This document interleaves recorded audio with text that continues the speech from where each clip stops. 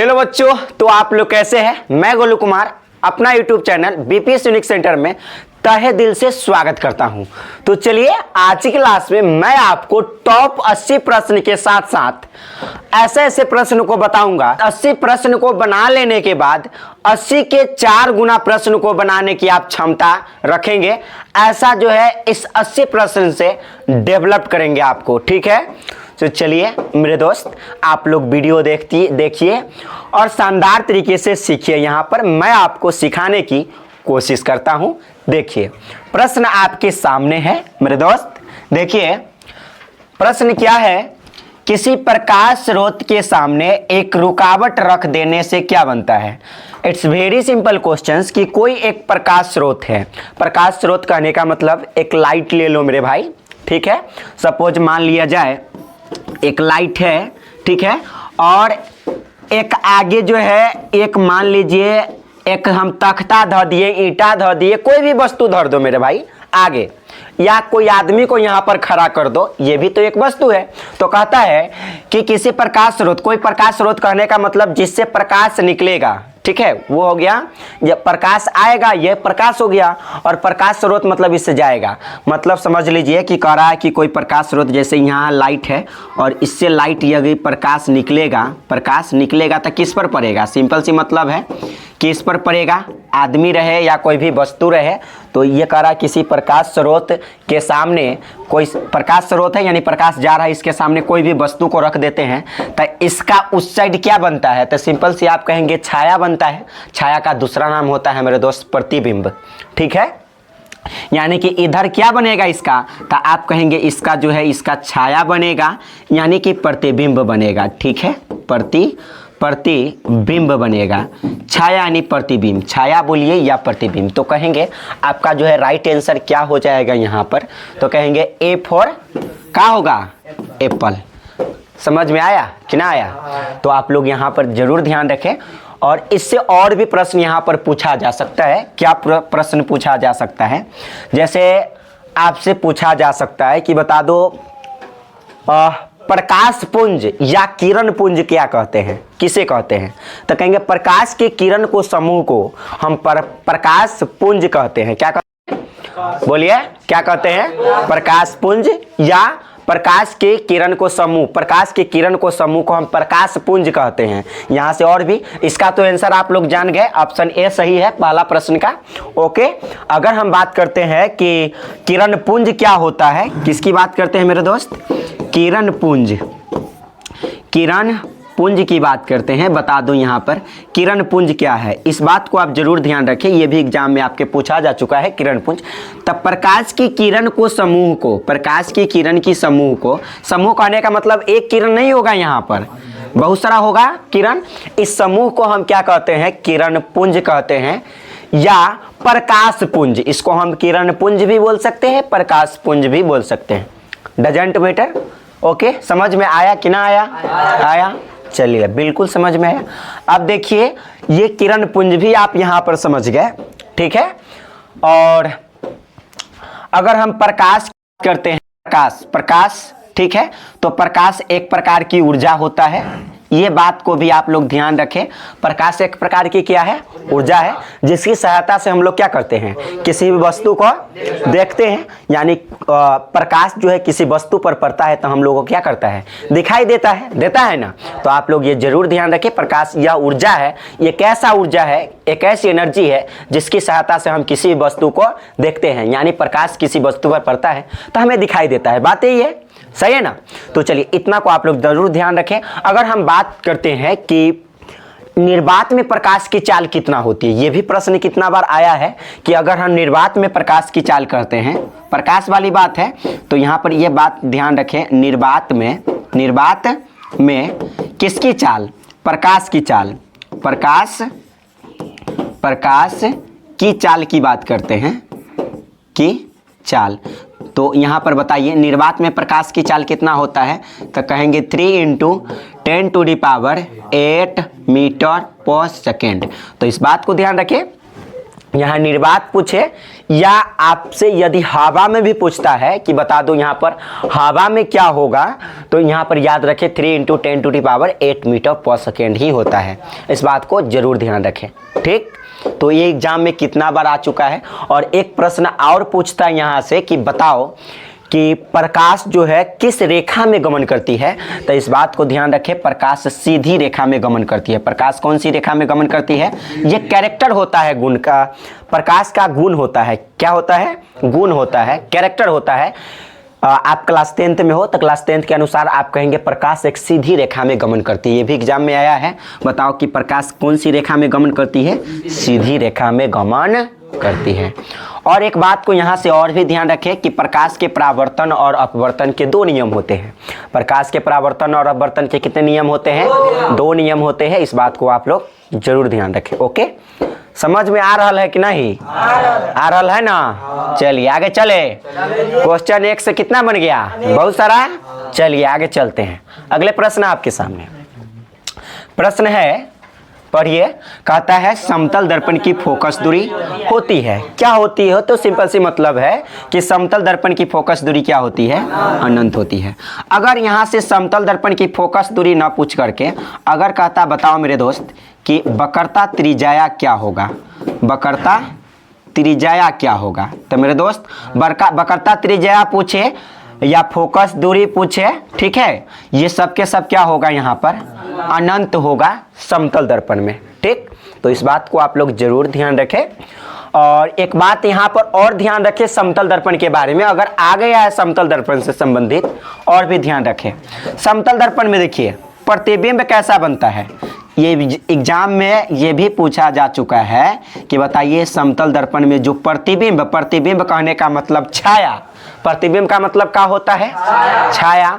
मतलब समतल दर्पण में प्रतिबिंब कैसा बनता है, इस बात को लेकर हम बात करते हैं। तो याद रखें इसमें काल्पनिक प्रतिबिंब बनता है। कैसा बनता है? काल्पनिक, क्योंकि दर्पण के अंदर बनता है इसलिए यहाँ पर काल्पनिक होगा। हाँ या ना? क्या होगा? काल्पनिक होगा। दूसरी बात, वस्तु के बराबर होगा। क्या होगा? वस्तु के बराबर होगा। वस्तु के बराबर प्रतिबिंब बनता है इसमें, वस्तु के बराबर, बराबर। ओके, यहाँ पर किसके बराबर? वस्तु के। इसमें जो समतल दर्पण में प्रतिबिंब बनता है वो वस्तु के बराबर बनता है। और अगर और भी बात करते हैं तो इसमें जो प्रतिबिंब ऐसे तो काल्पनिक होता है, कहेंगे इसमें सीधा प्रतिबिंब बनता है कि उल्टा, तो कहेंगे इसमें सीधा बनता है। जैसे आप सुबह में जब शीशा यानी दर्पण के सामने खड़ा होते हैं तो ऐसा होता है कि पैर ऊपर मुंडी नीचे, ऐसा तो नहीं होता है। जैसे वैसे ही खड़ा बताता है कि नहीं? इसका मतलब है कि सीधा प्रतिबिंब बनता है, उल्टा प्रतिबिंब इसमें नहीं बनता है। जब ही काल्पनिक होगा इसका मतलब प्रतिबिंब सीधा बनेगा, नो डाउट। इस बात को आप लोग जरूर ध्यान रखें। ठीक, चले अगले प्रश्न पर। चलिए अगले प्रश्न आपके सामने है। यहाँ पर कहता है 1 मीटर फोकस दूरी वाले उत्तल लेंस की क्षमता। देखिए उत्तल लेंस की क्षमता कहता हो या अवतल लेंस की क्षमता कहता हो, डजंट मैटर, उससे कोई फर्क नहीं पड़ता है। लेकिन जब भी यदि क्षमता की बात करता है, क्षमता कहने का मतलब है यहाँ पर पावर। ठीक, ओके, पावर। ये हो गया कैपेसिटी क्षमता, पावर। यहाँ पर पावर लिख सकते हैं। ठीक है, और पावर यानी कि पी बराबर जो फॉर्मूला होता है 1/F। तो कहता है यहाँ पर क्षमता के जगह पर शक्ति भी पूछ सकता था, डजंट मैटर, शक्ति भी हो सकता था, क्षमता भी है, तो यहाँ पर कोई फर्क नहीं पड़ता है। बात यहाँ पर बराबर होता है। P बराबर फॉर्मूला होता है, P कहने का मतलब होता है शक्ति, या इसी को हम क्षमता बोलेंगे इस जगह, और बराबर फॉर्मूला होता है 1/F। ये मीटर में होता है तब, अगर प्रश्न मीटर में है, किसमें है? मीटर में हो तो 1/F लगाएंगे P बराबर। अगर आपको प्रश्न यदि सेंटीमीटर में देता है तो 100 और /F लगाएंगे। किसके लिए? सेंटीमीटर में। अगर प्रश्न सेंटीमीटर में हो तो 100/F फॉर्मूला लगेगा। P बराबर, P कहने का मतलब है क्षमता। ओके, P कहने का क्या मतलब है? क्षमता बराबर यानी कि P बराबर फॉर्मूला होता है 1/F। यानी फोकस दूरी के व्युत्क्रम को हम लोग क्या बोलते हैं? तो यहाँ पर लेंस की क्षमता या लेंस की शक्ति कहते हैं। ठीक है, ये बता चुके हैं हम। ठीक, चलिए तो इस फार्मूला को याद रखें। आप इस दोनों में से एक फार्मूला का आप यूज कर सकते हैं, ये मीटर के लिए, ये सेंटीमीटर के लिए। ठीक, प्रश्न आपके पास मीटर में है ना कि सेंटीमीटर में, सेंटीमीटर में नहीं है।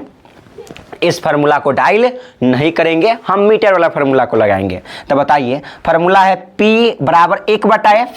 देखिए P हमसे यानी क्षमता पूछ रहा है, फार्मूला होता है यहाँ पर क्या 1/F। तो बताइए P बराबर 1 और F का वैल्यू यहाँ पर आपके पास कितना है, 1 मीटर कह रहा है फोकस दूरी। तो 1 और बटा मीटर में है तो F का वैल्यू कितना आ जाएगा यहाँ पर 1, है ना। फोकस दूरी, फोकस दूरी कहने का मतलब है कि मेरे दोस्त यहाँ पर किसका वैल्यू दे दिया है, F का वैल्यू दे दिया। तो 1/1 कट जाएगा तो बराबर आ जाएगा 1।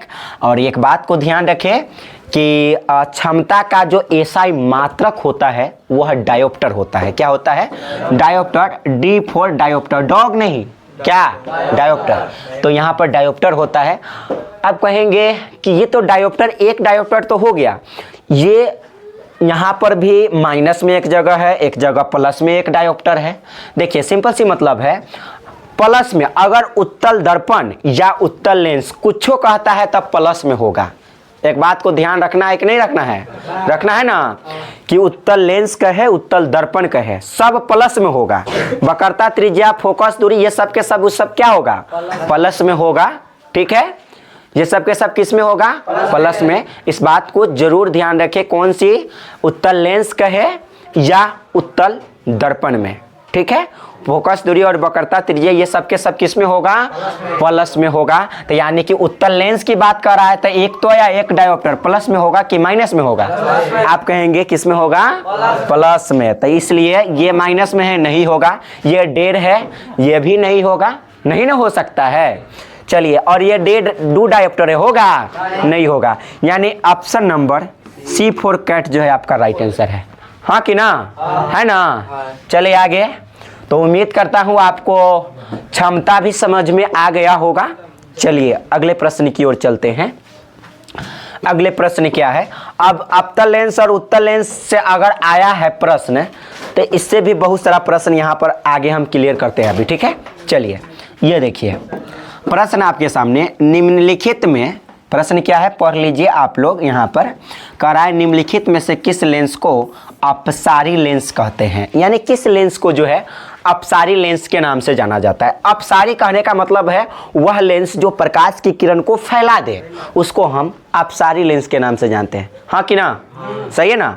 तो कहेंगे कि वैसा लेंस जो प्रकाश की किरण को फैला दे उसको हम कौन सी लेंस के नाम से जानते हैं, तो आप कहेंगे अपसारी लेंस के नाम से जानते हैं। फॉर एग्जाम्पल जो है अवतल लेंस को हम अपसारी लेंस कहते हैं। अवतल लेंस ऐसा होता है, ठीक है, किनारे में मोटा होता है, अब बीच में पतला हो गया, ये अवतल लेंस।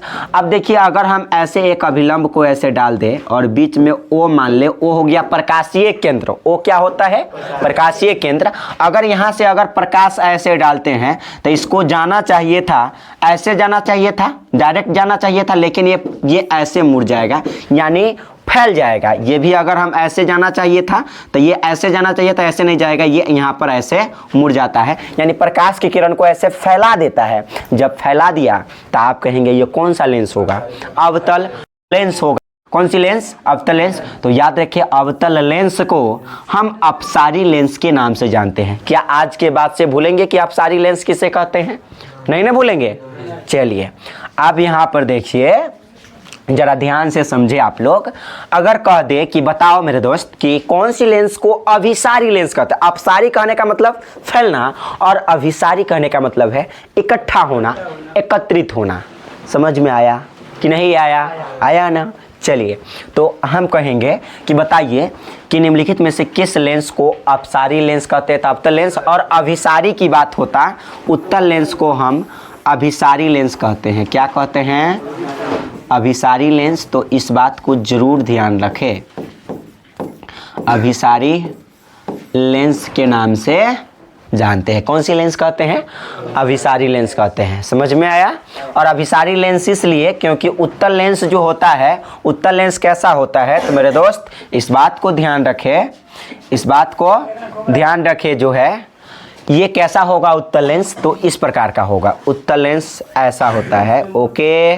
देखिए ये हो गया आपका उत्तल लेंस। ओके, ये हो गया उत्तल लेंस। ये क्या करता है, प्रकाश की किरण यदि ऐसे जाएगा तो अगर हम यहाँ पर मान लीजिए प्रकाशीय केंद्र ओ रहा तो ये ऐसे हो जाएगा, अगर प्रकाश की किरण ऐसे जाएगा तो ये ऐसे हो जाएगा। एकत्रित करता है, ये प्रकाश की किरण को क्या करता है, इकट्ठा। जब प्रकाश की किरण को इकट्ठा करे तो इसको हम बोलते हैं अभिसारी हो रहा है, अभिसरित कर रहा है। तो चलिए उम्मीद करता हूँ कि आपको जो है यहाँ पर समझ में आ गया होगा। खांसी क्यों होता है, खांसी? चलिए आगे चले, अरे चले कि ना चले, चलिए देखिए कहता है प्रकाश की चाल विभिन्न माध्यम में होता है। कैसा होता है, समान होता है क्या, समान होता है ना ही, अलग अलग होता है। विभिन्न माध्यम में मतलब अलग अलग माध्यम में प्रकाश की चाल तो अलग अलग होगा, एक कैसे हो सकता है, नहीं ना हो सकता। तो देखिए जैसे अगर हम बात करते हैं निर्वात में चाल होता है 3 × 10⁸ मीटर पर सेकेंड। अगर यही हम बात करते हैं कांच की, किसकी बात करते हैं बताइए, कांच में कितनी होती है बताइए, कितना होता है, 2 × 10⁸ मीटर पर सेकेंड। यही ना होता है कांच में प्रकाश की चाल। अगर हम बात करते हैं जल में, तो जल में कितना होता है, 2 × 2 पॉइंट लिख लीजिए, 2.25 × 10⁸ मीटर पर सेकेंड होता है। यही ना होता है।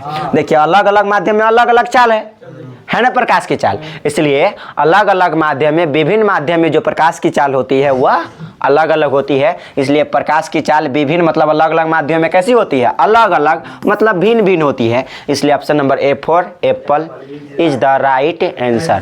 क्या समझ में आयल कि ना, आयल ना, अच्छा से कि खराब से, ठीक है। चले आगे, चलिए देखते हैं आगे। यहां पर देखिए क्या है, प्रश्न आपके सामने, प्रश्न है आपके सामने, किसी लेंस द्वारा उत्पन्न आवर्धन का एसआई मात्रक क्या होगा। एक बात को आप ध्यान रहे, आवर्धन बोले तो इसको इंग्लिश में हम मैग्निफिकेशन बोलते हैं। क्या बोलते हैं, और आवर्धन का एसआई मात्रक, कोई एसआई मात्रक नहीं होता है, उसका कोई एसआई मात्रक नहीं होता है, वह मात्रकहीन होता है, मात्रकहीन यानी मात्रक विहीन होता है। यहाँ यूनिट लेस होता है, उसका कोई यूनिट नहीं होता है। इसलिए ऑप्शन नंबर डी आपका जो है राइट हो जाएगा। हाँ या ना, हो जाएगा ना। चलिए यूनिट लेस होता है। और एक बात को ध्यान रहे कि आवर्धन किसे कहते हैं, एग्जाम में आता है कई बार कि आवर्धन क्या है, तो कहेंगे मेरे दोस्त आवर्धन प्रतिबिंब की ऊंचाई, प्रतिबिंब की ऊंचाई बोले तो h डैश और वस्तु की ऊंचाई बोले तो h। ठीक है, ये हो गया। आवर्धन को हम m से दिखाते हैं, आवर्धन को किससे दिखाते हैं, m से। तो प्रतिबिंब की ऊंचाई एवं वस्तु की ऊंचाई के अनुपात को आवर्धन कहते हैं। आवर्धन बराबर फॉर्मूला -v और बटा u। ये दर्पण के लिए होता है। अगर लेंस के लिए आवर्धन पूछता है, ये हो गया आपका दर्पण के लिए। किसके लिए हो गया, दर्पण के लिए हो गया। अगर लेंस के लिए आवर्धन पूछता है तो v और बटा यू कहेंगे। अगर लेंस लगा देगा तो v बटा यू कहेंगे, दर्पण लगा देगा तो यहाँ पर -v बटा यू कर देंगे। समझ में आया। चलिए ध्यान रखेंगे इस बात को, ठीक। चलिए आगे चलते हैं। अगला आपका प्रश्न है, प्रश्न ये रहा आपके सामने, कहता है निम्नलिखित में से किसका अपवर्तनांक सबसे अधिक होता है। तो देखिए हीरा का अपवर्तनांक कितना होता है, 2.42 होता है। वायु का अपवर्तनांक 1.0003 होता है। हाँ या ना। कांच का अपवर्तनांक 1.5 होता है। बर्फ का कितना होता है, 1.31 होता है। तब बताइए इस चारों ऑप्शन में से सबसे अधिक अपवर्तनांक किसका है, हीरा का। इसलिए ऑप्शन नंबर कौन राइट हो जाएगा, बी हो जाएगा। कोई दिक्कत नहीं, ऐनी दर्द नहीं ना। चलिए आगे चले। चलिए अब देखिए अगला प्रश्न है, एक अभिसारी लेंस बनाता है। अभी हमने बताया अभिसारी लेंस कौन सी लेंस को कहते हैं? तो अभिसारी लेंस उत्तल लेंस को कहते हैं। उत्तल लेंस को कौन सा लेंस कहा जाता है? तो याद रखिए उत्तल लेंस को अभिसारी लेंस, क्योंकि यह प्रकाश की किरण को जुटा रहा था, इकट्ठा कर रहा था, इस कारण से इसको अभिसारी लेंस कहते हैं। एक बात को ध्यान रखें कि ये जो उत्तल लेंस है वह अवतल दर्पण के बराबर होता है प्रतिबिंब बनाने के मायने में, ठीक है। यह किसके बराबर होता है? उत्तल लेंस अवतल दर्पण के बराबर होता है। क्या याद रहेगा कि उत्तल लेंस जो है अवतल दर्पण के बराबर होता है? तो हम बताए थे कि बताइए अवतल दर्पण में कैसा कैसा प्रतिबिंब बनता है। तो 6 कंडीशन होता है। 6 कंडीशन में छठा कंडीशन पर जो है, छठा कंडीशन पर यहाँ पर सीधा और काल्पनिक प्रतिबिंब बनता है अवतल दर्पण में। लेकिन 5 ऐसे कंडीशन होता है जो दर्पण से आगे प्रतिबिंब बनता है, वास्तविक बनता है, बराबर भी बनता है, छोटा भी बनता है, और यहाँ पर उल्टा तो हमेशा बनता ही है। लेकिन एक कंडीशन में छोटा नहीं, यहाँ छोटा, लेकिन सब प्रकार के इसमें प्रतिबिंब बनता है। अवतल दर्पण में सभी प्रकार के, छोटा भी बनता है, बराबर भी बनता है, और यहाँ पर बड़ा भी बनता है। मतलब सभी प्रकार के प्रतिबिंब अवतल दर्पण में बनता है। इसलिए कहेंगे उत्तल लेंस अवतल दर्पण के बराबर होता है, तो कहेंगे कभी आभासी तो कभी वास्तविक, यानी दोनों प्रतिबिंब बनता है। इसलिए ऑप्शन नंबर C4 का कैट कि दोसर कुछ हो। चलिए, तो ऑप्शन नंबर आपका कौन राइट है? ऑप्शन सी जो है बिल्कुल राइट होगा। क्या समझ में आया कि ना? चलिए आगे चलते हैं, और ये प्रश्न ये रहा आपके सामने। चलिए अब देखिए, एक प्रश्न है, आकाश का नीला रंग होना किस परिघटना का परिणाम है? आप कहेंगे परिकिरणन का परिणाम है, परिणाम है, रिजल्ट है। कहेंगे देखिए परिकिरणन क्या होता है?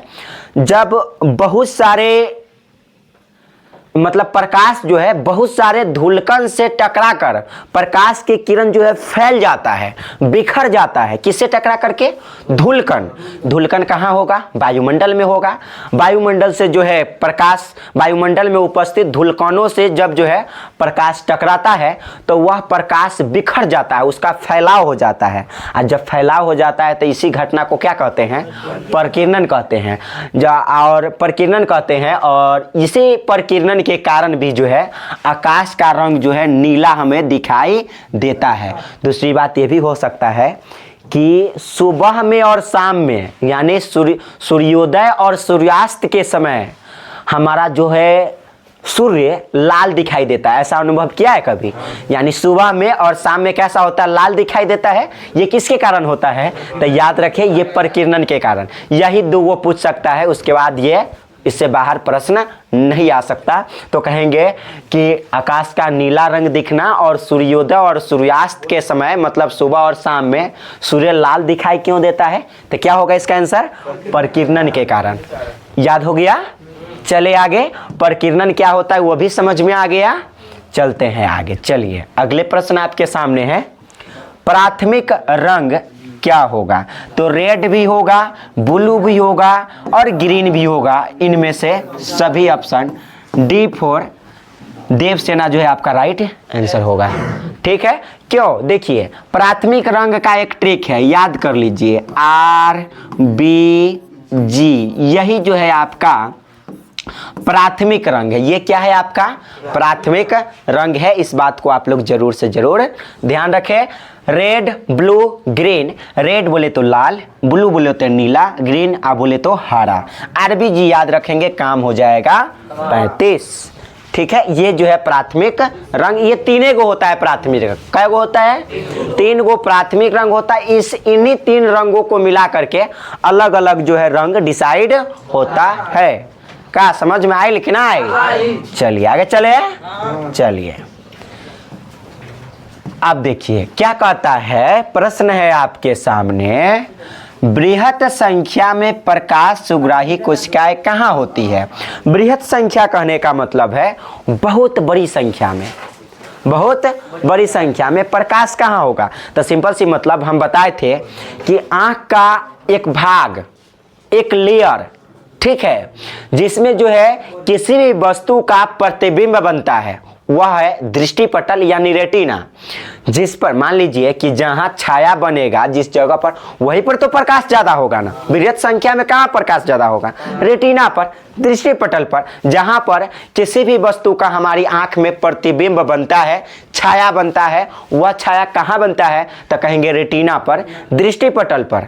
कैसा बनता है? वास्तविक बनता है, उल्टा बनता है, छोटा बनता है। इतना बात को आप जरूर ध्यान रखें। तो बताइए इसका आंसर राइट क्या हो जाएगा? रेटिना। और यह जो है कॉर्निया हमारा आंख का जो है अगला भाग होता है, फ्रंट पार्ट होता है आंख का। कौन? कॉर्निया। जो स्वच्छ होता है, उजला होता है। कैसा होता है? उजला होता है। अब देखिए, जैसे अगर हम पुतली की बात कर ले तो पुतली कहने का मतलब है कि हमारी आंख में जो एक, जिसको हम बउआ बोलते हैं, एकदम छोटा सा होता है ना, उसको हम पुतली बोलते हैं। तो बताइए क्या करता है? ये पुतली का काम है कि हमारे आंख में प्रवेश करने वाली प्रकाश को, किरण को नियंत्रित करना।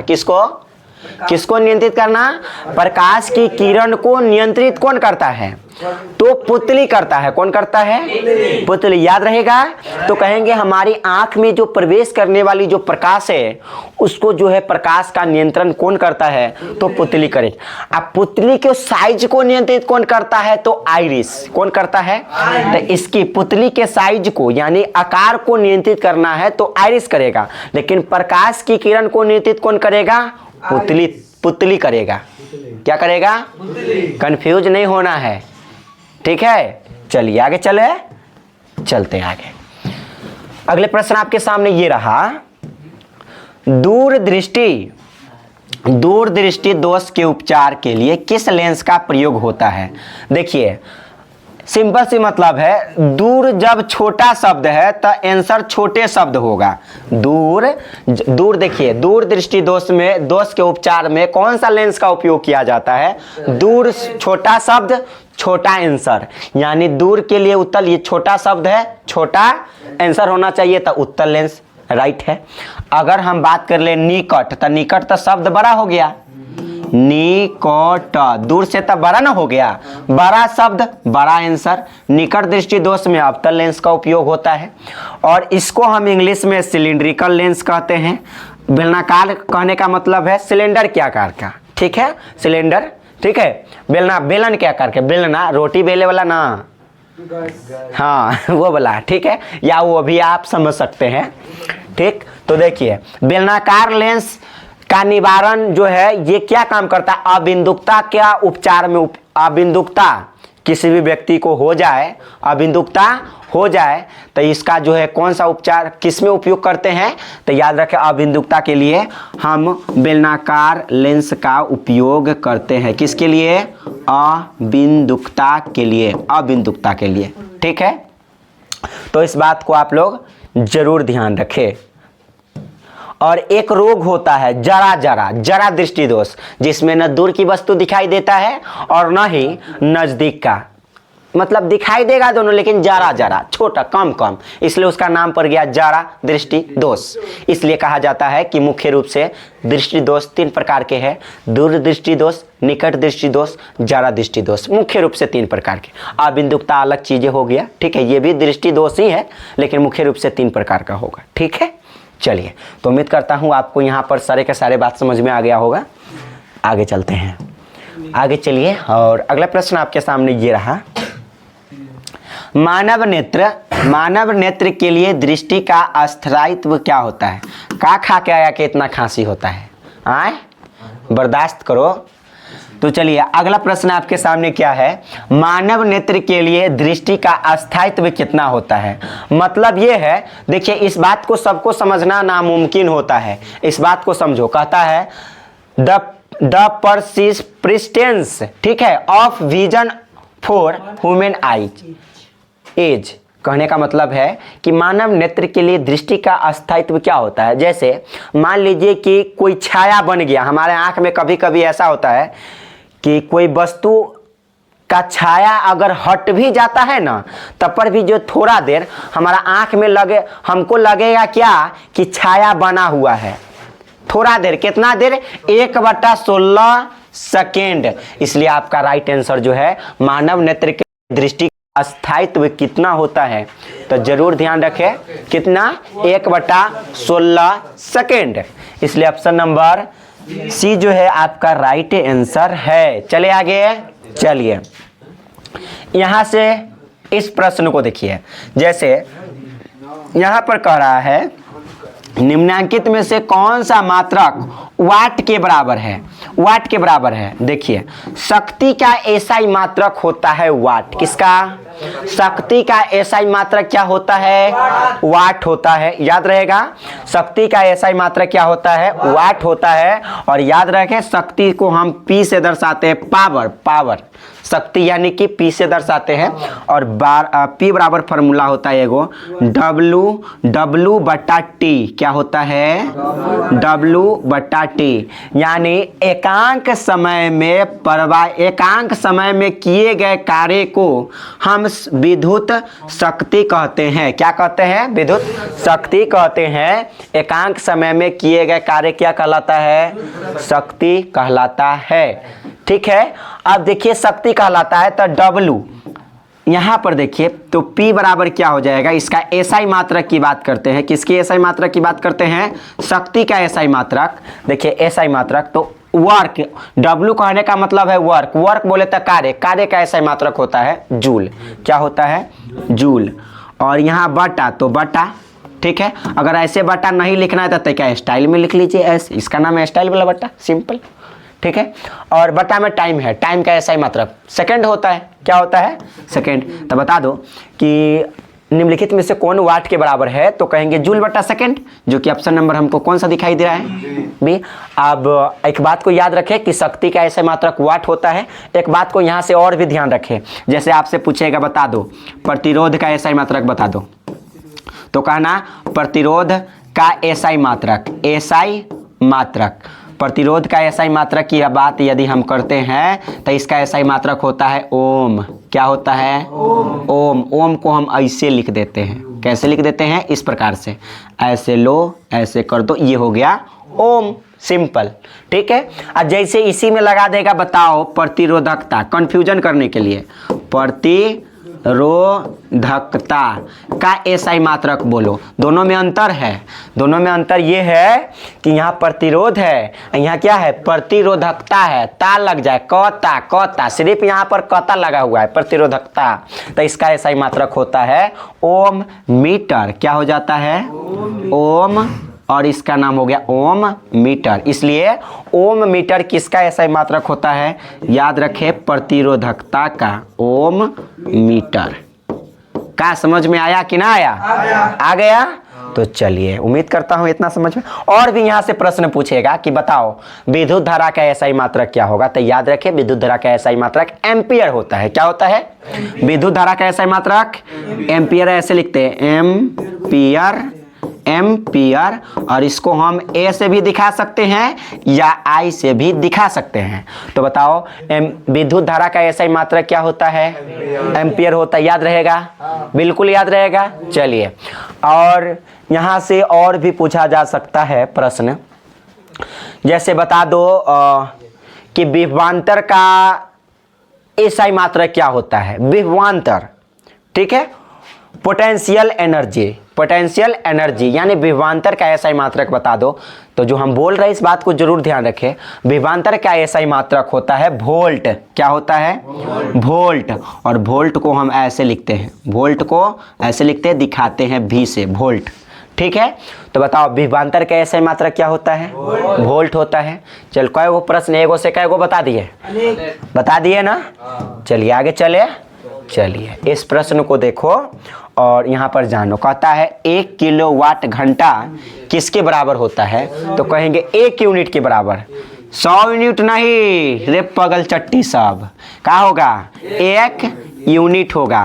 कितना होगा? 1 यूनिट। तो 1 यूनिट किसके बराबर होता है? तो एक तो समझ गए कि 1 किलोवाट। देखो 1 किलोवाट आवर, एक के for kilo, W for watt, W for watt, H कहने का मतलब आवर, घंटा, यानी 1 किलोवाट घंटा ये किसके बराबर होता है? तो आप कहेंगे 1 यूनिट के बराबर। किसके? 1 यूनिट के बराबर। और एक बात को और ध्यान रखें कि 1 यूनिट किसके बराबर होता है? तो 3.6 इंटू 10⁻6 जूल के बराबर होता है। ये भी ध्यान रहेगा कि ना रहेगा? बताओ 1 यूनिट किसके बराबर होता है? 3.6 इंटू 10⁻6 जूल के बराबर होता है। इस बात को ध्यान रखें। और यह ऊर्जा का ऐसा ही मात्रक है। ये किसका ऐसा ही मात्रक है? ऊर्जा का एसआई मात्रक। ऊर्जा का एसआई मात्रक क्या होता है? यूनिट होता है, ठीक है। और ऊर्जा का एसआई मात्रक जूल भी होता है। याद रहेगा कि ना रहेगा? चला जाए आगे। चलिए आगे चलते हैं। विद्युत शक्ति का एसआई मात्रक, देखो टकरा गया ना। विद्युत शक्ति का एसआई मात्रक क्या होगा? क्या होगा विद्युत शक्ति का? अभी हमने बताया वाट होता है। वोल्ट विभवांतर का एसआई मात्रक है। और जूल जो है ऊर्जा का एसआई मात्रक है, पहले ही बता दिए हैं। बताए कि ना बताए हैं? और यह न्यूटन बल का एसआई मात्रक है। बताओ बल का एसआई मात्रक क्या होता है? न्यूटन होता है। और विभवांतर का एसआई मात्रक वोल्ट होता है। और एक बात को ध्यान रखें, माप की बात करता है। विद्युत धारा की माप की जाती है किससे? जैसे एमीटर की बात कर ले। किसकी बात कर ले? एमीटर। ये एमीटर क्या करता है? विद्युत धारा की माप करता है। विद्युत शॉर्ट में लिख देते हैं विद्युत धारा की माप किससे होती है? विद्युत धारा मापा जाता है किससे? एमीटर से। एमीटर से क्या मापा जाता है? विद्युत धारा। गैल्वेनोमीटर एक और आएगा, क्या? गैल्वेनोमीटर। इतना मजा आए वाला है? नहीं आएगा। गैल्वेनोमीटर। तो गैल्वेनोमीटर से भी विद्युत धारा मापते हैं। क्या मापते हैं? गैल्वेनोमीटर से भी क्या मापते हैं? विद्युत धारा मापते हैं। और वोल्ट मीटर से एक आएगा वोल्ट मीटर। क्या आएगा? Volt meter. वोल्टामीटर ना, वोल्ट मीटर। वोल्ट मीटर से हम मापते हैं, मापा जाता है। विभवांतर की माप की जाती है। किसकी माप? विभवांतर की माप किससे होती है?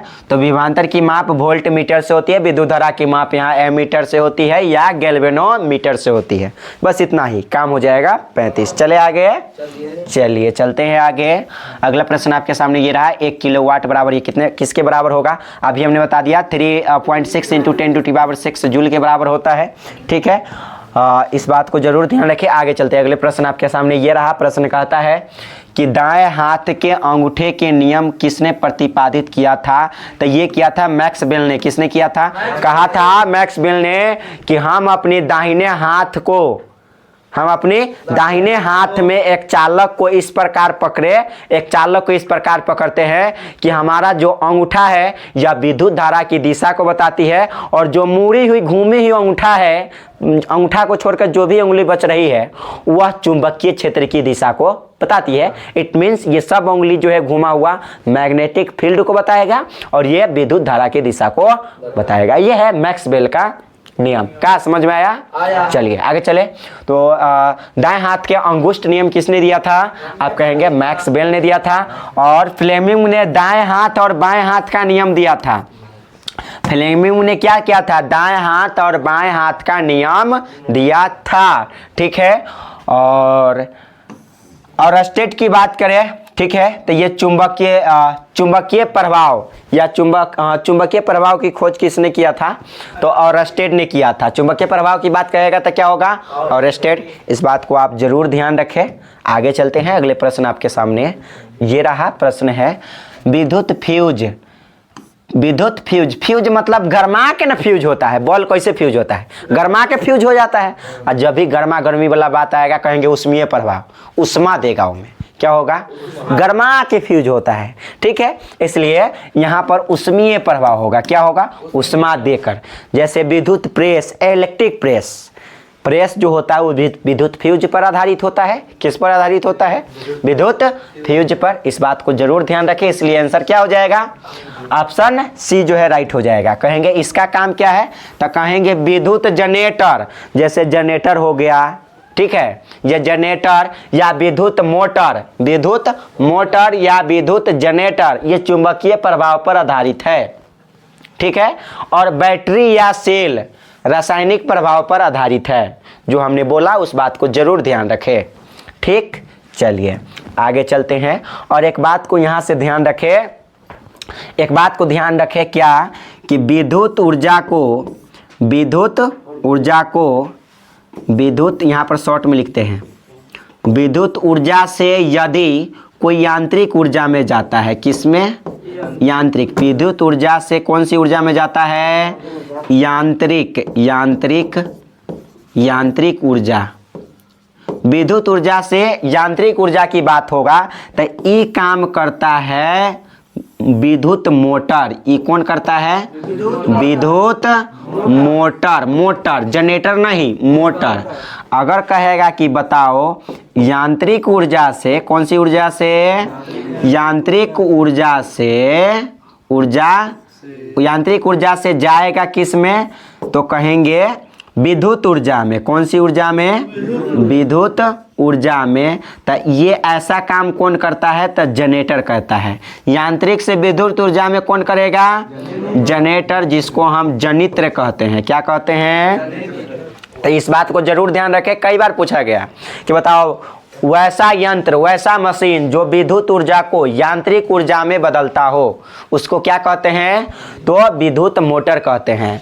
और वैसा यंत्र जो यांत्रिक ऊर्जा को विद्युत ऊर्जा में बदल दे उसको हम जनरेटर कहते हैं। क्योंकि पहले हम भी एक मशीन है, हम भी एक यंत्र है। पहले हम चालू करते तो पहले तो हमरे शक्ति लगता है, तब तो यहाँ पर विद्युत ऊर्जा में बदलता है। तो जनरेटर जो है, यह जो है यांत्रिक ऊर्जा को विद्युत ऊर्जा में बदलता है। और विद्युत मोटर जो है वह विद्युत ऊर्जा को यांत्रिक ऊर्जा। मोटर कब चलता है? जब करंट आता है तब चलता है, अब ऐसे तो नहीं चल सकता। तो इस बात को आप जरूर ध्यान रखें, ठीक। चलिए आगे चले। तो उम्मीद करता हूँ इतना समझ गए होइएगा। चलते आगे, चलिए अगले है प्रश्न।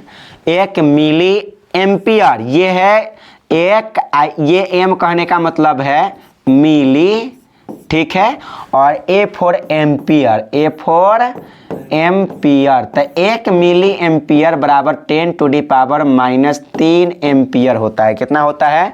3 एम्पियर। लेकिन यही पूछ देता कि बताओ 1 मिली के जगह पर, 1 मिली के जगह पर कहता बता 1 माइक्रो एम्पियर बराबर क्या होगा, तब कहते 10⁻⁻6 एम्पियर। इस बात को भी, ये भी एग्जाम में पूछा गया है कि बताओ 1 माइक्रो एम्पियर, 1 माइक्रो यानी म्यू एम्पियर बराबर क्या होगा? 10⁻⁻6 एम्पियर। लेकिन कहता है 1 मिली एम्पियर बता दो, तो कहेंगे 10⁻³ एम्पियर। समझ में आया? चलिए आगे चलते हैं। अगले प्रश्न ये रहा आपके सामने।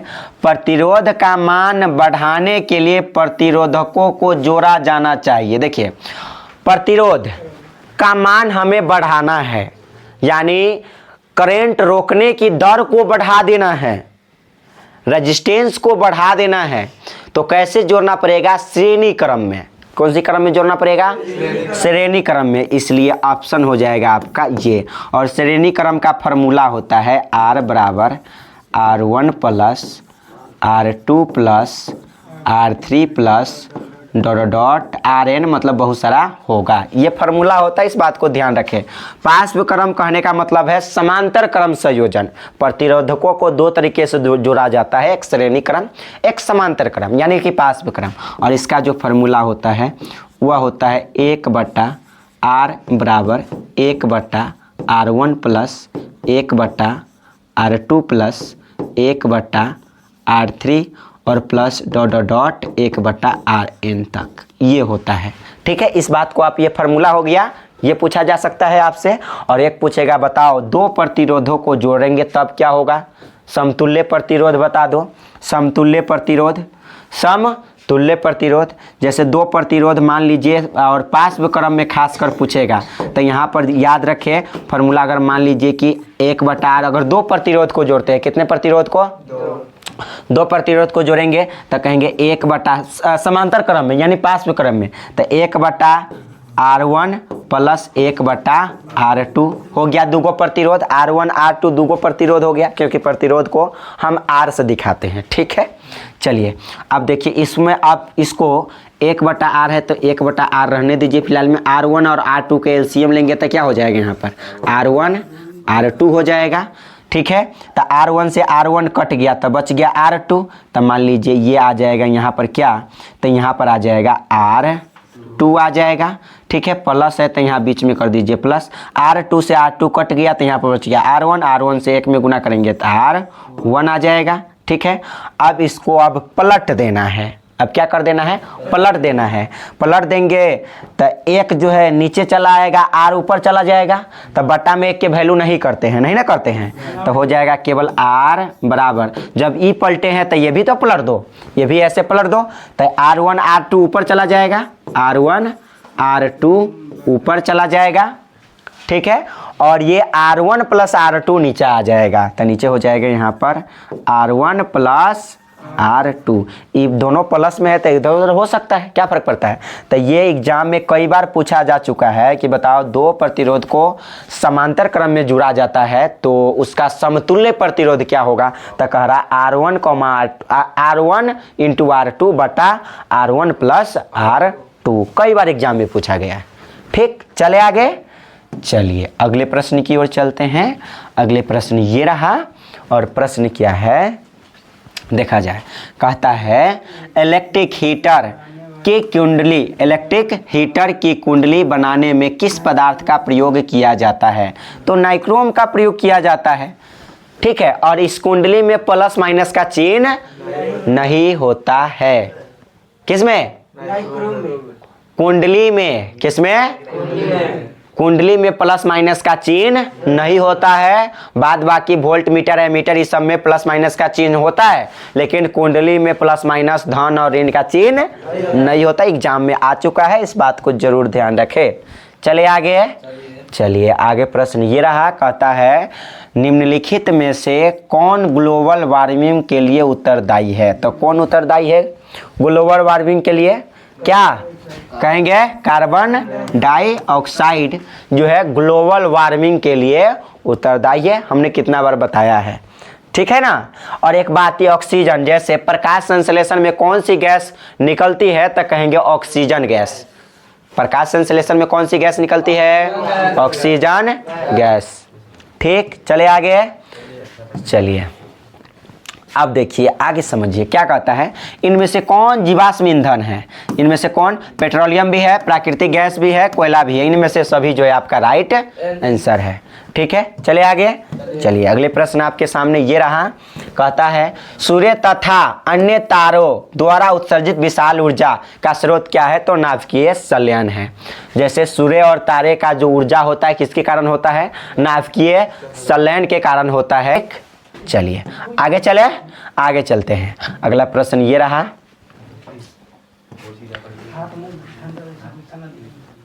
टिहरी बांध निर्माण का उद्देश्य क्या था। जैसे बांध सिंपल सी मतलब क्यों बनता है, जैसे अगर हम पोखरा खनवा दे तो बांध क्यों बनता है, कि पोखरा में से पानी नहीं निकले, कि चल जाए बह जाए, पानी नहीं जाए। पानी हमारे बहुत सारे काम में आ सकता है, जैसे भूमि सिंचाई के लिए, खेती करने के लिए, बिजली उत्पादन में भी आ सकता है, और जल आपूर्ति, जिससे हमको जल आपूर्ति भी हो सकता है। मतलब इसलिए जो है टिहरी बांध का निर्माण, इनमें से सभी, यानी ऑप्शन नंबर कौन सही है, ऑप्शन नंबर डी जो है बिल्कुल राइट है। चले आगे, चलिए अगले प्रश्न ये रहा। प्रश्न है खिलौना में किस सेल का उपयोग होता है, सूखा सेल, ड्राई सेल का उपयोग होता है, इस बात को ध्यान रखें। चलिए आगे चले, ये रहा। जल में वैद्युत अपघटन में कैथोड पर कौन सी गैस मुक्त होती है, तो कहेंगे धातु जो होगा वह कैथोड पर, और अधातु किस पर, एनोड पर। अधातु एनोड पर मुक्त होती है, एनोड पर। तो बताओ कैथोड पर धातु, तो ये ऑक्सीजन क्या धातु है, नहीं है। क्या ओजोन धातु है? नहीं है। ठीक है, तो ये हाइड्रोजन जो है धातु के तौर पर आता है, इसलिए कहा जल वैधुत। जल कह रहा है, जल कहने का मतलब H2O, H2O। तो हमको तो धातु जो है यहाँ पर कैथोड पर मुक्त होगा, तो धातु हाइड्रोजन यहाँ पर क्या है? धातु है, जिसको हम आवारा तत्व कहते हैं, जेकरा से मन ओकरा जोड़े सट जाता है, इसलिए क्या इसको आवारा तत्व कहते हैं। हाँ या ना? जेकरा से मन ओकरा जोड़े ऑक्सीजनों के साथ रिएक्शन कर लेता है। ठीक है, यानी कैल्शियमों के साथ, मतलब मैक्सिमम जो तत्व के साथ जो है ये रिएक्शन कर लेता है। इस कारण से जो इसको हम क्या कहते हैं? आवारा तत्व कहते हैं, जेकरा से जेकर मन ओकरा गर्लफ्रेंड बना लेता है। ठीक है, इसलिए इसको क्या कहते हैं? आवारा तत्व के नाम से जानते हैं। ठीक, चलिए आगे। समझ में आया कि ना आया? चलिए देखिए, यहाँ पर आपके सामने ये रहा प्रश्न। ये प्रश्न क्या कहता है? नीचे दी गई अभिक्रिया के संबंध में कौन सा कथन सत्य है? देखते हैं यहाँ पर कि कौन सी कथन सत्य है। कहता है, देखिए, जिंक ऑक्साइड है, ZnO, मतलब जिंक ऑक्साइड प्लस कार्बन है। ठीक, कार्बन है, और तब बनता क्या है? इससे जिंक बनता है प्लस कार्बन मोनोऑक्साइड बनता है। तो क्या कहता है यहाँ पर, बता दो कि जिंक ऑक्साइड उपचयित हो रहा है।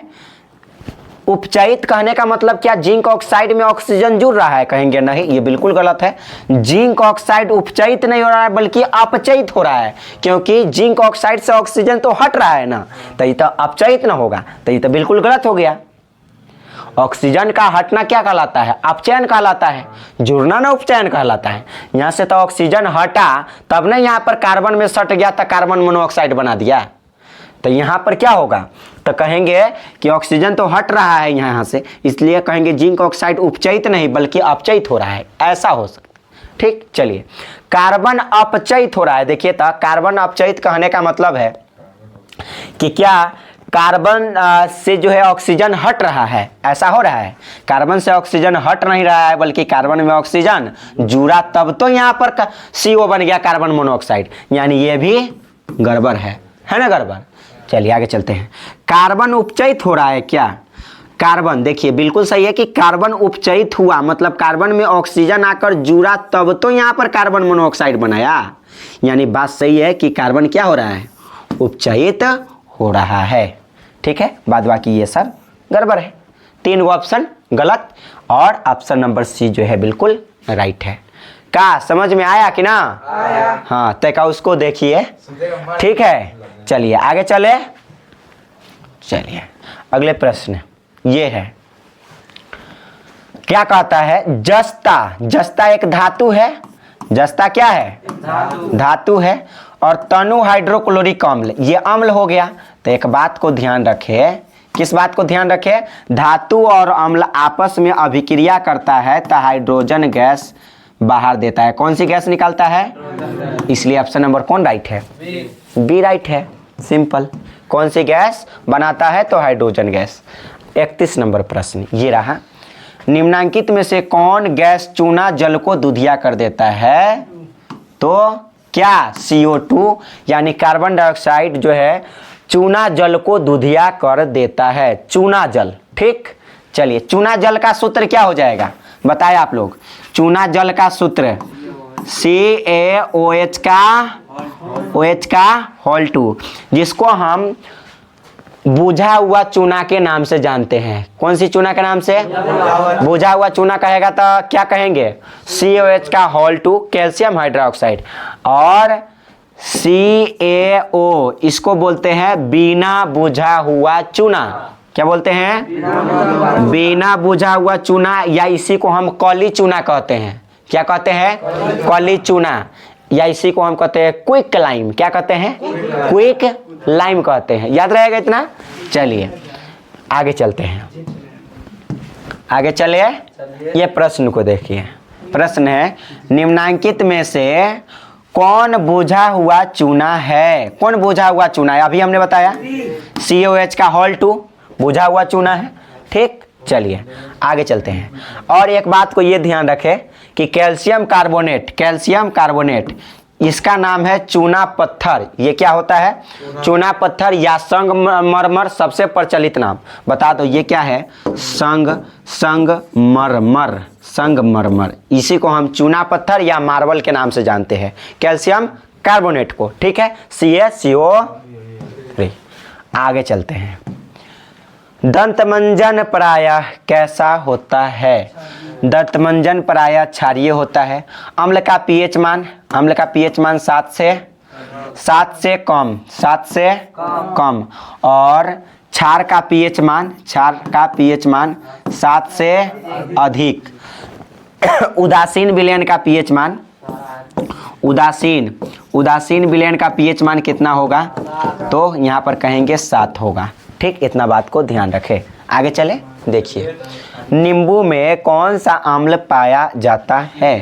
तो नींबू हो गया, संतरा हो गया, ये सब में अम्ल। लैक्टिक अम्ल कौन सा में? दूध दही, खट्टे दूध दही में लैक्टिक अम्ल। अच्छा, एसिटिक अम्ल, एसिटिक अम्ल किस में पाया जाता है? सिरका में। आंवला में, आंवला में भी कौन सा होता है? एसिटिक अम्ल होता है। एसिटिक ऑक्जेलिक अम्ल किस में होता है? टमाटर में ऑक्जेलिक अम्ल होता है। टमाटर में कौन सा अम्ल? ऑक्जेलिक अम्ल। चींटी में मेथेनोइक अम्ल, या इसी को हम फॉर्मिक अम्ल कहते हैं। चींटी के डंक में या मधुमक्खी के डंक में।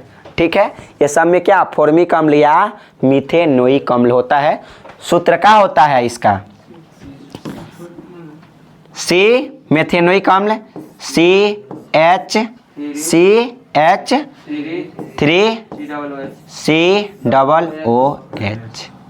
ठीक, इसको क्या बोलते हैं हम? मेथेनोइक अम्ल के नाम से जानते हैं, फॉर्मिक अम्ल। चलिए आगे, अगले प्रश्न पीएच मान से संबंधित। मिल्क ऑफ मैग्नीशियम का पीएच मान तो 10 पॉइंट कितना होता है? 5 होता है। और कहेगा अम्ल का पीएच मान 7 से कम, क्षार का पीएच मान 7 से अधिक, उदासीन विलयन का पीएच मान 7, शुद्ध जल का पीएच मान 7, शुद्ध जल का पीएच मान 7, जठर रस का पीएच मान 1.2, कितना? 1.2 होता है। यहाँ तक कोई दिक्कत नहीं ना? दूध का जो पीएच मान होता है 6.4 से 6.6 के बीच, या 6.5 भी आप बोल सकते हैं। कितना बोल सकते हैं? 6.5 बोलेंगे।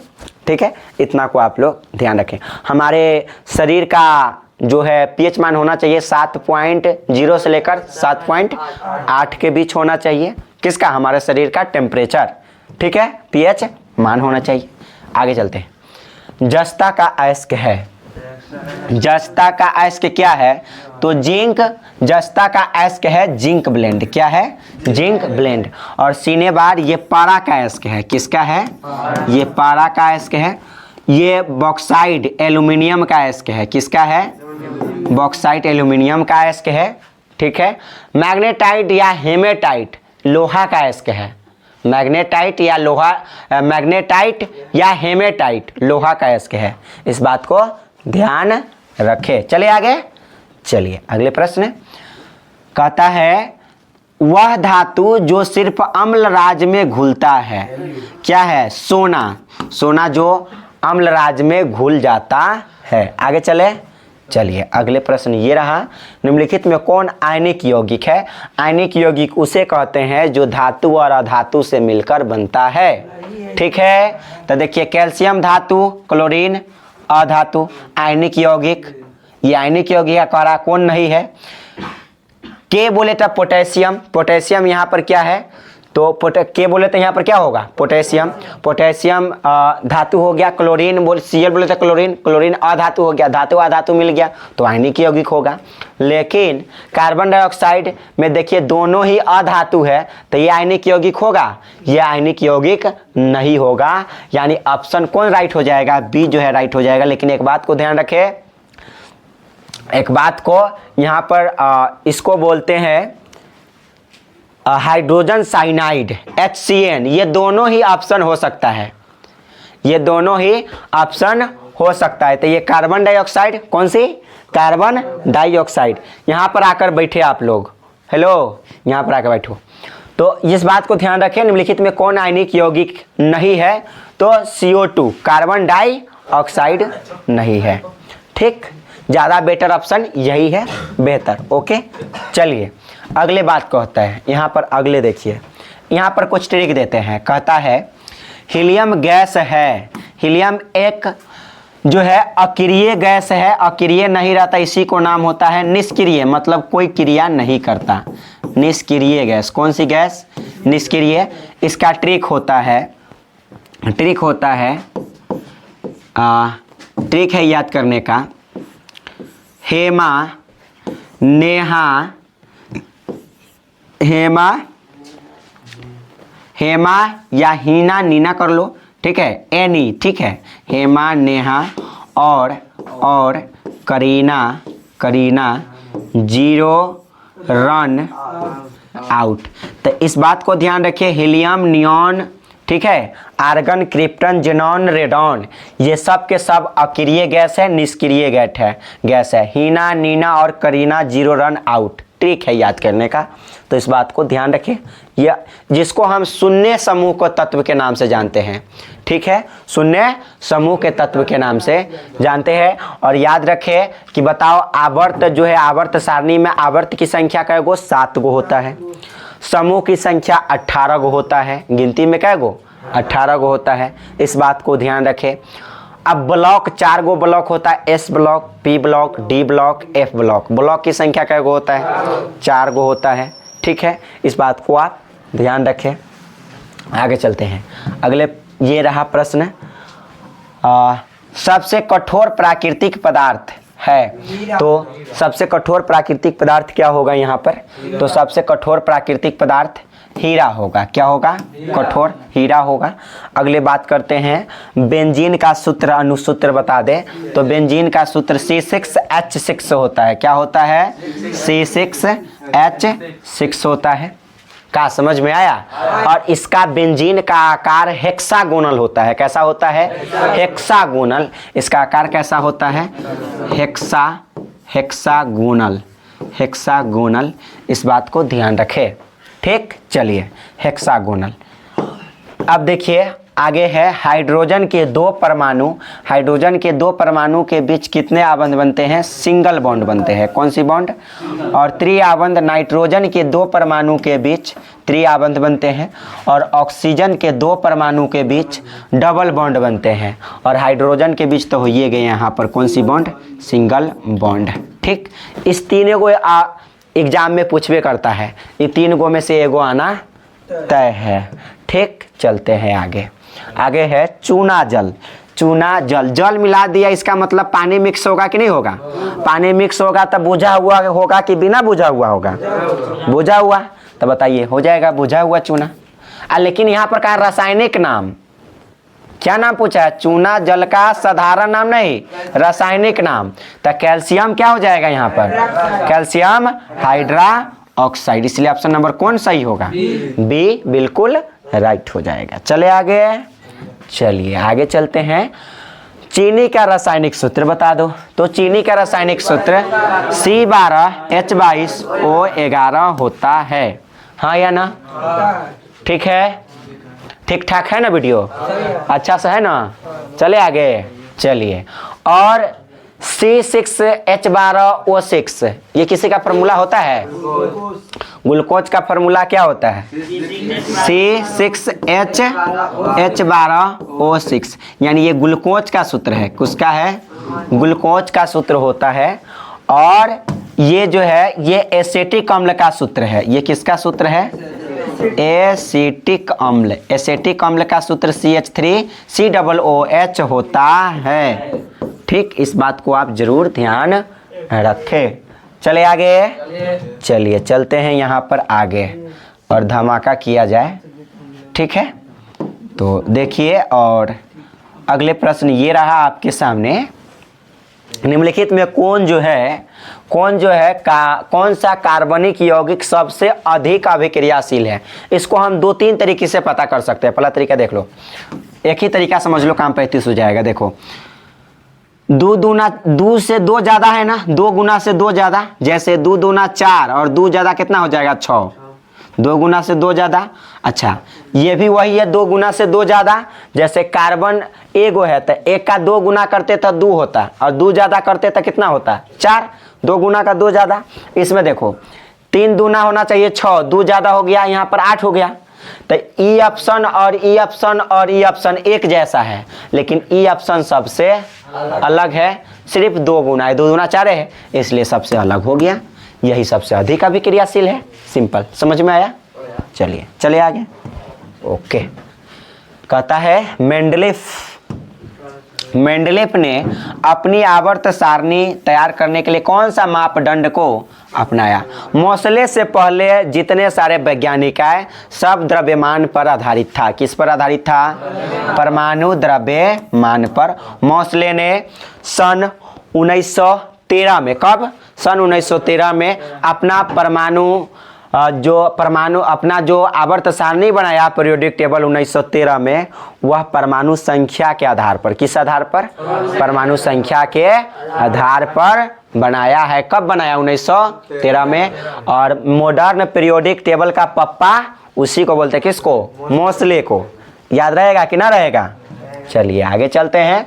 निम्नलिखित में कौन क्षार धातु नहीं है? क्षार धातु नहीं है, ठीक है, क्षार धातु नहीं है। क्षार धातु का ट्रिक है, क्षार धातु का ट्रिक है ह, ली, ना, के, रूबी, कैसे फ्रांस गई तो गई, ठीक है। Any hydrogen, lithium, sodium, potassium, rubidium, caesium, francium, ये हलीना के रूबी कैसे फ्रांस गई, तो यहाँ गई तो गई। अब बता दो क्या क्षार धातु यही होगा, ये सब के सब क्षार धातु होगा। जैसे सोडियम हाँ होगा, रूबिडियम होगा, लिथियम होगा, लेकिन ये क्षार धातु नहीं होगा। ऑप्शन नंबर ए जो है बिल्कुल राइट हो जाएगा। करा कौन क्षार धातु नहीं है, तो कहेंगे ये नहीं है, ये क्षारीय मृदा धातु है। और एक ट्रिक होता है, बेटा मांगे कार स्कूटर बाप राजी। वर्ग संख्या 2, बेटा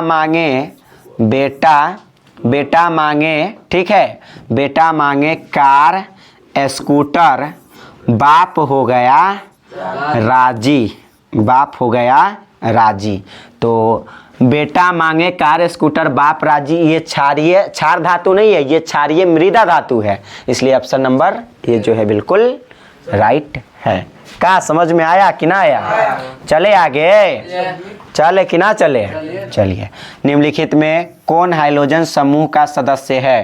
हाइड्रोजन समूह के सदस्य की याद करने का ट्रिक, फिर कल बाहर आई आंटी, फिर कल बाहर आई कौन? तो आंटी, ठीक है, आंटी यानी 80 लिख दो, हो गया आंटी, ठीक है। तो फिर कहने का मतलब फ्लोर यहाँ पर क्या हो जाएगा? फ्लोरीन।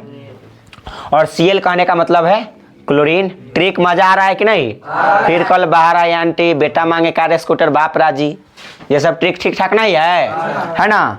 तो चलिए, फिर कल बाहर आई आंटी, तो कहेंगे में देखो क्लोरीन है, ब्रोमीन है, आयोडीन है, ठीक है, एस्टैटिसिन है, ठीक है, एस्टैटिन है, ठीक है, एस्टैटिन जिसको बोलते हैं, शॉर्ट में 80 लिखते हैं। अब बताओ, ब्रोमीन को फ्लोरीन नहीं है कोई भी ऑप्शन में, क्लोरीन भी नहीं है कोई भी ऑप्शन में, ब्रोमीन है, ऑप्शन नंबर कौन? सी। यही तो हाइड्रोजन सदस्य है, सिंपल। चला जाए आगे, चलिए आगे चलते हैं। जिंक की परमाणु संख्या बता दो।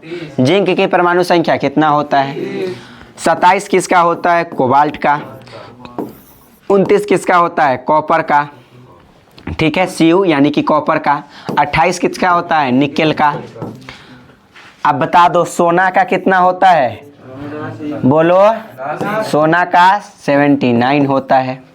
चांदी का याद है कितना? चांदी बोले तो Ag के कितना होता है? 47। तो इतना को याद रखे, काम 35 हो जाएगा, ठीक है, ये सब एग्जाम में आ चुका है। चलिए आगे चलते हैं। अगले प्रश्न ये रहा, निम्नलिखित में से कौन विद्युत ऋणात्मक होते हैं? विद्युत धातु विद्युत धनात्मक होते हैं, अधातु विद्युत ऋणात्मक होते हैं। तो कह रहा है कि कौन विद्युत ऋणात्मक है, तो अधातु विद्युत ऋणात्मक। धनात्मक कहता तो धातु होता। कोई दिक्कत यहाँ तक? नहीं। चलिए आगे चलते हैं। आगे राजस्थान के किस ग्राम में चिपको आंदोलन के क्रम में महिलाओं ने जान दी थी? तो कहेंगे खेजरी में। किसमें? और राजस्थान में चिपको आंदोलन की शुरुआत 1730 में हुआ। और कहेगा उत्तराखंड में बता दो तब, उत्तराखंड में 1973 में। ठीक है, राजस्थान में 1730 में चिपको आंदोलन की शुरुआत हुआ, यहीं से सर्वप्रथम शुरुआत हुआ था। ठीक है, और उत्तराखंड में 1973 में। और चिपको आंदोलन के नेता थे सुंदरलाल बहुगुणा। सुंदरलाल बहुगुणा। चलिए आगे चले, देखा जाए। कह रहा है निम्नलिखित में से किसके कारण पर्यावरण में संतुलन बिगड़ जाता है? तो ऐसा थोड़े कि वन यानी पौधा रोप देंगे तो हमारा संतुलन बिगड़ जाएगा, और ऑक्सीजन मिलेगा तो संतुलन तो और अच्छा ना रहेगा। तो ये तो सही है। ठीक है, अधिक हरे पौधे उगाना, ये भी सही है। जैव विविधता मतलब बायोडाइवर्सिटी, ये भी सही है।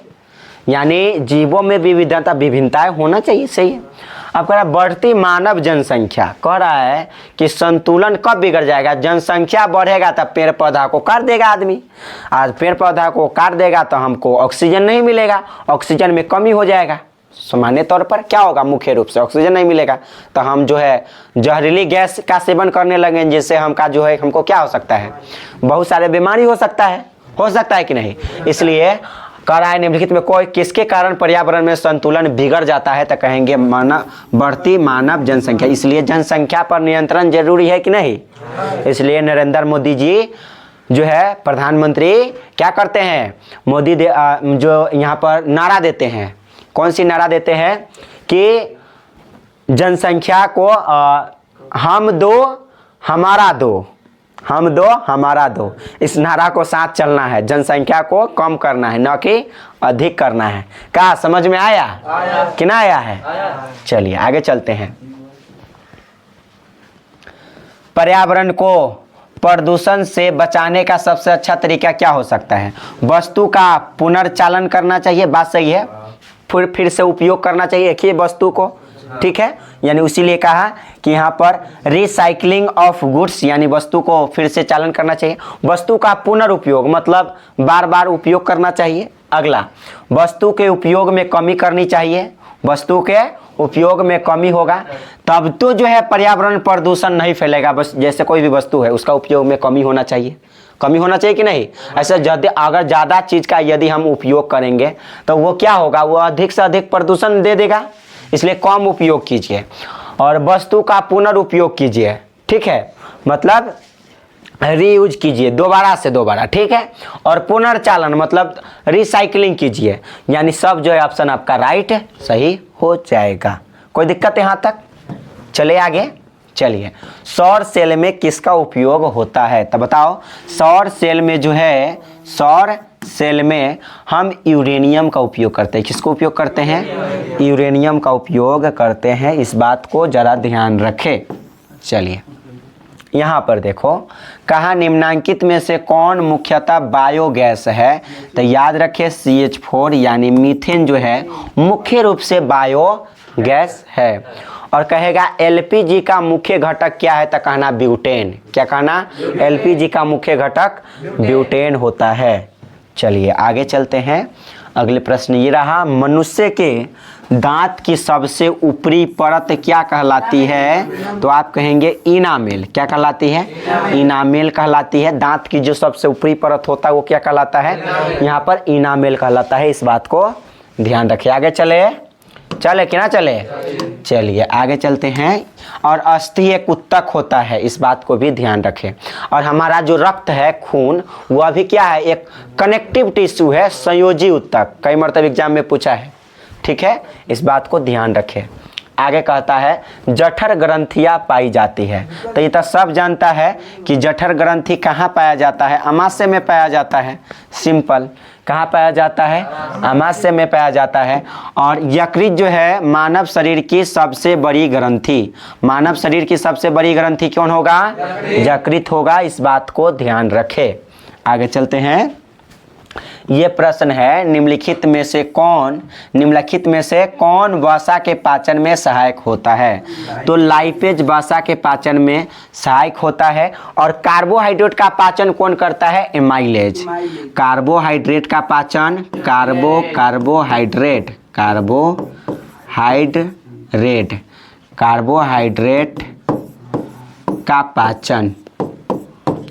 कार्बोहाइड्रेट का पाचन कौन करता है? तो कहेंगे एमाइलेज। कौन करेगा? एमाइलेज। तो इस बात को ध्यान रखें। प्रोटीन का पाचन कौन करता है? Pepsin enzyme. कौन सी? पेप्सिन। प्रोटीन का पाचन पेप्सिन एंजाइम। इस बात को जरूर ध्यान रखें। चलते हैं आगे। पित्त रस का रंग कैसा होता है? तो सामान्य तौर पर पीला हरा होता है। पीला भी होता है, पीला हरा ऐसे बोला जाता है। आपका राइट ऑप्शन जो है आप बी मारिएगा, सही होगा सामान्य तौर पर। ठीक है, तो पित्त रस का रंग कैसा होता है? हरा होता है। जैसे खस्सी काटता है तो कैसन पित्त होता है? हरा होता है। लेकिन यहाँ पर पित्त रस के बात यहाँ पर कहा जा रहा है। पित्त रस पीला होता है कि हरा होता है? हरे होता है ना। इन्हें सामान्य तौर पर हरा आप मान सकते हैं, कभी कभी पीला भी देता है, पीला हरा, इसलिए हरा यहाँ पर सही है। ठीक है, चलिए। पौधे में शोषण कहेगा, मुख्य रूप से बताओ कि पौधे में मुख्य रूप से शोषण कहाँ होता है? तो कहना पत्ती में। कहना अगर मुख्य लगा दिया तब, ठीक है। और नहीं मुख्य लगाया करा, पौधे में शोषण कहाँ होता है? तना में भी होता है, पत्ती में भी होता है, जड़ में भी होता है। इनमें से सभी ऑप्शन सही है। लेकिन कहता मुख्य रूप से तब क्या होता है? पत्ती होता है। कहेगा बताओ पौधे में बाष्पो उत्सर्जन होता है, पौधे के सब भाग में, लेकिन कहेगा मुख्य रूप से बाष्पो उत्सर्जन कहाँ होता है? कहना पत्ती में। कोई दिक्कत नहीं, मुख्य लगा देगा तो पत्ती होगा। चलिए आगे बढ़ते हैं। ये प्रश्न है, हरे पौधे रात्रि में किस गैस का निष्कासन करता है? कार्बन डाइऑक्साइड का। इसीलिए सलाह दिया जाता है कि आप रात्रि के समय जो है प्रकाश पेड़ के नीचे आप नहीं सोए, क्योंकि रात में पौधा कार्बन डाइऑक्साइड गैस को रिलीज करता रहता है, जिससे कार्बन डाइऑक्साइड क्या होता है? तो जहरीला होता है। आप जाएंगे पास में सोएंगे तो उससे यदि आएगा कार्बन डाइऑक्साइड, अगर आप उस गैस को लेंगे तो आपके जो है जहर ले लेंगे, जहर के तौर पर होता है कार्बन डाइऑक्साइड। तो उससे क्या होगा? आप मर भी सकते हैं, आपका मृत्यु भी हो सकता है। इसलिए सलाह दिया जाता है कि रात्रि के समय में पेड़ के नीचे ना सोए। ठीक है, चलिए आगे चलते हैं। आगे है, कहता है प्रश्न कि किण्वन के फलस्वरूप कितने एटीपी का निर्माण होता है? 2 एटीपी का निर्माण होता है। अब बताइए वायवीय शोषण में अधिक ऊर्जा निकलता है कि अवायवीय शोषण में? वायवीय शोषण में, शोषण 2 प्रकार के, वायवीय और अवायवीय। तो वायवीय शोषण में 38 एटीपी ऊर्जा का निर्माण होता है। वायवीय शोषण में कितने? 38 एटीपी। और अवायवीय शोषण में कितने? केवल 2 एटीपी का निर्माण होता है। चलिए, और इसका किण्वन के फलस्वरूप कितने एटीपी का निर्माण? 2 एटीपी। तो इसलिए ऑप्शन नंबर ए बिल्कुल राइट है। इसमें 2 गो प्रेशर पूछता है। सामान्य डायस्टोलिक रक्तदाब, सामान्य डायस्टोलिक रक्तदाब 80 mm होता है। अगर ये पूछ देता सिस्टोलिक, क्या पूछ देता? सिस्टोलिक। ये हो गया सिस्टोलिक के लिए, सिस्टोलिक प्रेशर 120 mmHg होता है। और ऐसे ब्लड प्रेशर, सामान्य रक्तदाब 120/80 होता है। इस बात को भी ध्यान रखेंगे।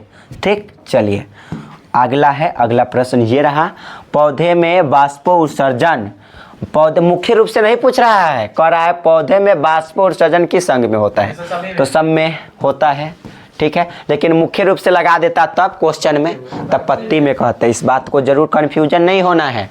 कन्फ्यूजन हो जाएगा तब बोरा में चला जाएगा सब। ठीक है, इसलिए कन्फ्यूजन नहीं होना। का अस्थि क्या है? अभी हमने बताया अस्थि एक प्रकार का उत्तक है।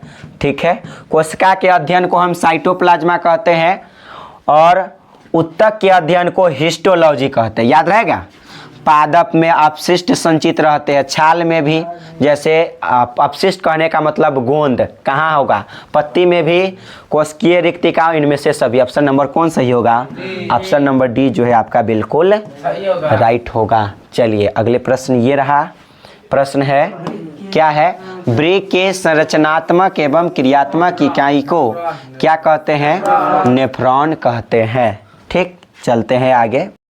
अगले प्रश्न ये रहा, पौधे के उत्सर्जी पदार्थ, पौधे के उत्सर्जी पदार्थ क्या क्या है? तो सब है, टैनिन भी है और रेजिन भी है, गोंद भी, यानी सब के सब उत्सर्जी पदार्थ है। ठीक है, क्या समझ में आया कि ना? चलते हैं आगे। ये प्रश्न ये रहा आपके सामने, स्मरण शक्ति मतलब याद करने का मुख्य केंद्र क्या होता है?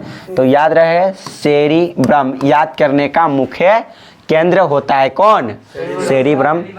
अगर सेरिब्रम किसी के पास कमजोर है तो वह जल्दी चीज किसी को याद नहीं हो सकता है। जड़ का अधोगामी वृद्धि क्या कहलाता है?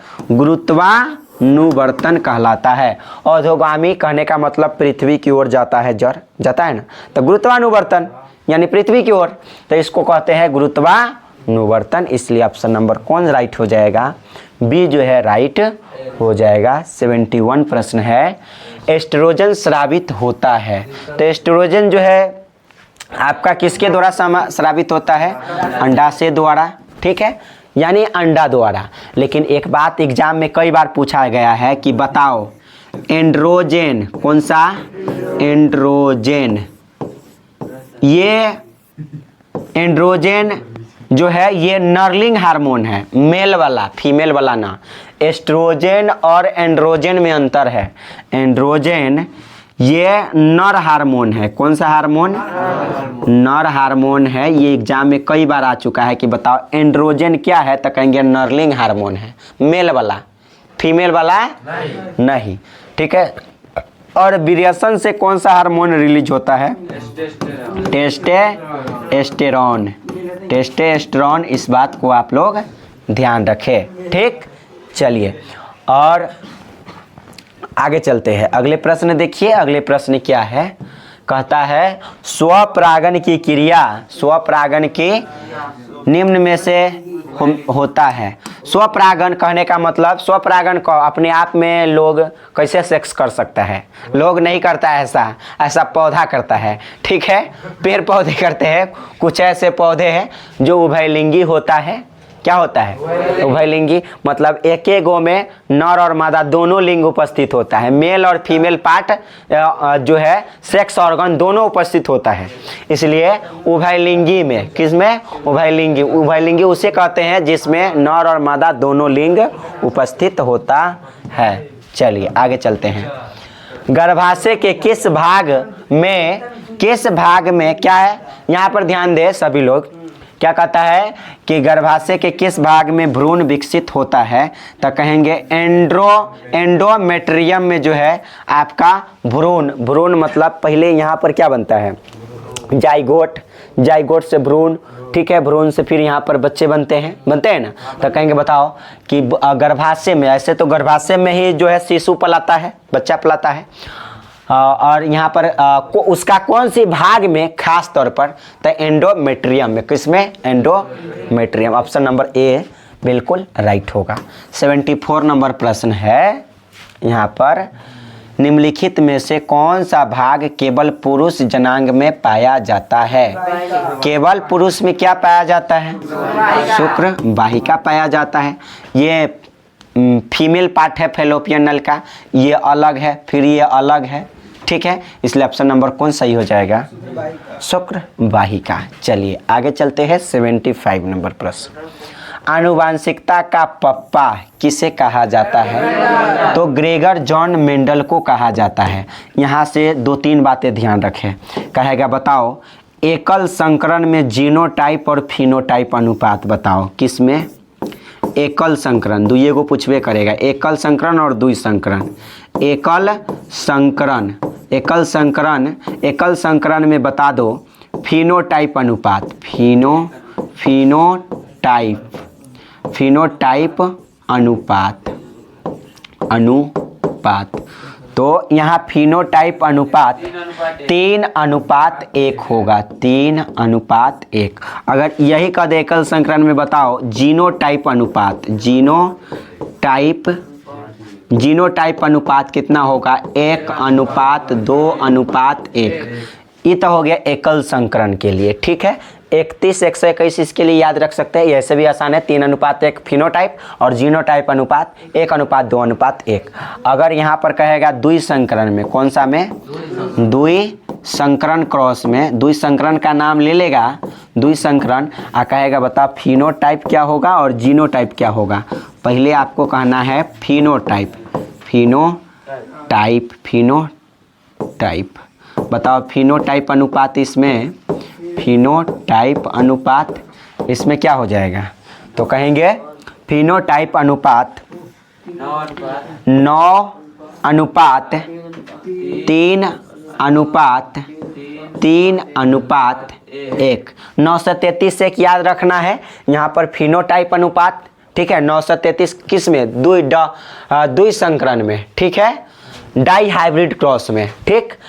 ये हो गया फिनोटाइप। अगर जीनोटाइप अनुपात पूछता है द्वि संकरण में, तब जीनोटाइप अनुपात पूछता है, तब यहाँ पर हो जाएगा 121 242 121 1:2 क्या होगा इसमें, तो लो यहाँ जीनोटाइप अनुपात कहें तो क्या होगा 1:2:1:4:2:1:1:2:1 121 242 121 है लंबा, लेकिन याद क्या है ट्रिक, 121 242 121 आराम से यहाँ पर याद रखें, काम हो जाएगा 35। और ग्रेगर जॉन मेंडल ने मटर के पौधा पर प्रयोग किया था, एकल विकल्पी लक्षण कितने था, 7, इतना में अब काम 35 हो जाएगा, ठीक है। इससे ज़्यादा नहीं पूछने वाला है। और छोटा वाले पौधे को, बौने पौधे को स्मॉल टीटी से दर्शाते हैं, और जो लंबा पौधा होता है उसको कैपिटल टीटी से दर्शाते हैं, सिंपल। मेंडल किस देश के ईसाइयों के एक मठ के पादरी थे, किस देश में ईसाइयों के एक मठ के पादरी थे, ऑस्ट्रिया के एक मठ के पादरी थे, ठीक है। कोई क्वेश्चन अजूबा है उसको समझिए। 77 नंबर प्रश्न, इनमें से कौन वर्गीकरण के सबसे ऊपरी पायदान पर अवस्थित है, जगत यानी किंगडम। ये क्लास 9th का भी कोई प्रश्न को फेंट दिया है उठा करके, ठीक है। और कहता है इनमें से कौन वर्गीकरण के सबसे ऊपरी पायदान पर होता है, तो कहेंगे जगत, ठीक है, जगत होता है। अब देखिए सूक्ष्म उपभोक्ता का उदाहरण क्या है, सूक्ष्म उपभोक्ता बैक्टीरिया होगा, कवक होगा, ए और बी दोनों होगा, बैक्टीरिया और कवक सूक्ष्म उपभोक्ता का उदाहरण है। चलिए आगे चलते हैं। आगे, मांसाहारी जीवों को क्या कहा जाता है, सामान्य तौर पर द्वितीयक और तृतीयक दोनों होता है, लेकिन ज़्यादा बेटर हो अगर ऑप्शन में अगर दिया रहता बी और सी दोनों, तब मार देते यहाँ पर बी और सी, ठीक है। द्वितीयक और तृतीयक दोनों हो सकता है, लेकिन ज़्यादा बेटर हो कि पहले दिया है द्वितीयक, ठीक है, तो द्वितीयक मारे, क्या मारे, द्वितीयक। इसलिए मांसाहारी जीवों को आप द्वितीयक बोल सकते हैं, तृतीयक भी होता है, ये निर्भर करता है कि कौन क्या खाता है। सामान्य तौर पर जो शाकाहारी जीव को खा जाता है, जो शाकाहारी जीव को खा जाता है तो वो हो गया द्वितीयक उपभोक्ता, ठीक है। और जो जैसे कोई मांसाहारी और मांसाहारी को खा रहा है तो वो तृतीयक उपभोक्ता हो गया, ठीक है। इस बात पर निर्भर करता है। अब कहता है खाद्य श्रृंखला के प्रत्येक पोषी स्तर पर कुल ऊर्जा का कितना % पोषी स्तर का स्थानांतरित होता है, 10%। और यह नियम दिया था लैंडमान ने, किसने दिया था, लैंडमान का एक नियम था कि एक खाद्य श्रृंखला के प्रत्येक पोषी स्तर पर कुल ऊर्जा का कितना % अगले पोषी स्तर को जाता है, तो 10%। ये नियम किसने दिया था, लैंडमान ने, ठीक है। ये चैप्टर हुआ, मतलब कि 80 प्रश्न हुए खत्म, ठीक है। तो चलिए ऑनलाइन वाले फिर मिलते हैं अगले वीडियो में इसी प्रकार के प्रश्न को लेकर के। ओके, जय हिंद, जय भारत।